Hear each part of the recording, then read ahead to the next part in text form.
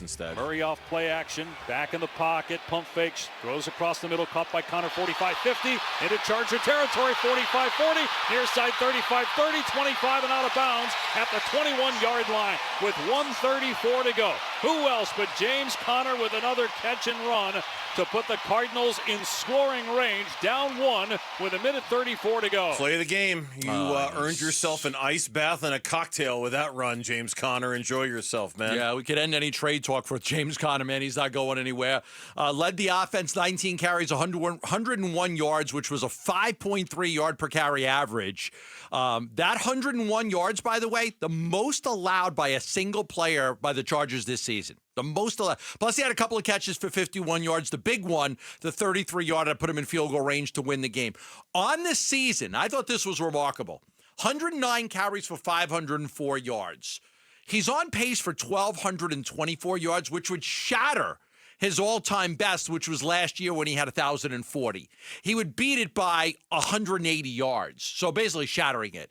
So he's on pace for 1,224 yards. He gets stronger as the game goes on. He's one of those rare players that get stronger as the game goes on. And he might be one of those guys that can play well into his 30s because of the way he's built and the punishment that he hands out. He does take a lot of physical punishment, and he also hands out a lot of physical punishment. I mean, the numbers, if you really want to deep dive into the numbers, he now leads the NFL in missed tackles forced. This is great. Right? He leads the NFL in missed tackles forced as a rusher and as a receiver. Okay, so he's forced. Right. 34 missed tackles as a runner, 12 missed tackles as a receiver. You can't bring him down. But this is not Barry Sanders. No. This is not Gibbs from Detroit. What's remarkable about that stat, and when you sent that to me this morning, I just went, like my head exploded. Yes. You don't need to tell me what the he's a downfield runner. He's not a shifty guy that's trying to make you miss tackles. No. He's going to run through you. You may miss some tackles because you can't tackle. But the guy, like the Barry Sanders type, the Jahmyr Gibbs type with Detroit, those shifty runners, they make you miss a lot of tackles because they make you look stupid because their ability to adjust and change direction on a dime. Mm-hmm. That's not him. Mm-mm. Nope. He doesn't make you miss like that. He makes you miss tackles because he's hard to tackle. He sheds tacklers the way a snake sheds its skin. I mean, it's just you just get off me. You're not in that. Whether it's the breaking tackles, whether it's the missed tackles, he's second most in the NFL in terms of missed tackles. Only Jordan Mason has more. The numbers just get more and more impressive with James Conner to the point where, I mean, a couple things. Like we keep talking about the struggles of the offense. And they're legit, and they're. But last night was also one of those nights where there was very simple. Hey, just give the ball to James, and you'll be fine. Just give the ball to him, and everything will be okay. Even on that last drive, when we weren't sure it was going to get where it needed to go, there was a very simple, like how it started. Man, why are they not getting the ball to James Conner? You remember how that final drive started? Here. Incomplete pass, if I remember right, to Michael Wilson. Incomplete to Wilson. Incomplete to I can't remember. Dropped by Marvin Harrison Jr. Okay. And then unnecessary roughness penalty. And then to Conner for 33 yards. And the whole time, at least I'm thinking, what are we doing? Get the ball to James Conner. Why you on this must-score drive, on this game-winning drive, you have to put the ball in his hands. And it took them almost too long to get, and then not only did he have the 33-yard catch and run, he had, 2 carries for 11 yards after that basically allowed them to run the clock down to next to nothing before Ryland hit the field goal. The Chargers only had 2 timeouts. They weren't able to use the timeouts to get the ball back. I think in the beginning at the 30-yard line with 1:54 left, I think you're looking for a couple of quick strikes to get you kind of like at the 50-yard line. You're just trying to get some quick plays, so you don't want to run it because, running play is only going to get you 4 or 5 yards. But you still had 3 timeouts, so you did have time to kind of work it a little bit if you wanted to establish. I don't disagree with you. I'm just saying I think that they probably wanted to try to get the ball down, and then work the clock with James, but try to get the ball down the field a little bit, which is why they opened up with pass because there was 1:54 left and they're down and they're at the 30-yard line. Look, obviously, if the Cardinals lose that game yesterday, we're having a very different tonally conversation right now. You're right. We're talking about they're 2-5, and we're talking about, do you trade this guy? Do you trade that guy? Are they rebuilding? Are they looking to sell? Now they're in a totally different state, right? It's amazing how one win can change that conversation. conversation. I don't know.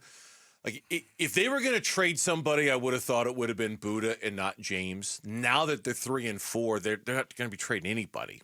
And really, as you said earlier, with the loss of Dennis Gardeck out for the season, let's add. It probably needs to be a conversation about adding somebody. Yeah. If there's an edge rusher they can get, a defender, they've lost so much on their front seven that I think just that one win yesterday and what happened within that one win has completely changed the tone of the conversation about this team. It's not a subtraction. They need to make an addition to see how much further they can take this into December, because they can't afford another loss in their front seven. They've lost too many guys there as it is. No, the Seahawks last week, they kind of made a deal to kind of bolster their defensive line. They made a trade with the Jaguars, who are out of it, and they got defensive tackle Roy Robertson Harris. So, I think you have to start looking at moves like that. Can you make a move? Can you give up a sixth-round pick and go get somebody that, you're not looking for the best. You're just looking for help. You're looking for depth. And that's what they gave up. They gave up a sixth-round pick to go get some help. And you look at the Seahawks, and they got a pretty good football team, and they got a great coach too.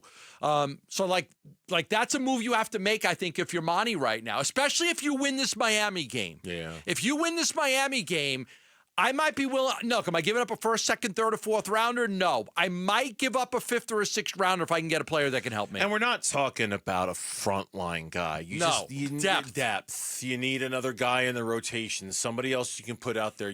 And maybe Darius Robinson in part answers that question. I don't think he completely answers that question. This is Jonathan Gannon. Back to the conversation of James Conner. This is the head coach of the Cardinals on the Cards Radio Network. Yeah, I have players talk, throughout the year, and I told them early in the week, I said, we're 2-4, and I think they need to hear from you, Captain. And his message was fantastic. And he's just, he's a pro, man. He has so much energy and juice and positivity that he injects into the whole team. And I mean, obviously him as a player, it was on display tonight. It always is. That was James Conner. That was Jonathan Gannon referring to a pregame kind of pep talk, basically, that James Conner gave the team. Here's Kyler Murray with more on that. A guy that doesn't say too much, but when he gets up there and speaks, it means something. You know what I mean? Not a lot of volume, but the substance behind it and what he's preaching, and anybody for that matter. When you get up there and you pour your heart out, guys feel it. I'll tell you something else that's happened. That was interesting. Yeah. He doesn't speak a lot, but when he does. I'll tell you something else that's happened with this team, too. They have not developed at all a credible replacement plan for James Conner. No. Not at all. No. They're almost putting themselves in a position where they're going to have to bring him back. I don't know if they're going to have a choice, but to, because Trey Benson has not, maybe that happens and that develops in the second half of the season, but I think we all thought Trey Benson was your James Conner replacement plan. And with each week that passes, they become more and more addicted to James Conner in this offense. The only way Trey Benson's playing meaningful snaps is if James Conner gets hurt. Yeah. So that's it. He's not Trey, we're 7 games in. This is your bell cow right here. You're gonna run James Conner and run James because he's good. He's good. And that's how good he is that Trey Benson can't get any reps. Mm-hmm. But Amari DeMarcado will get a few here and there, but James Conner's the guy he's gonna get the work.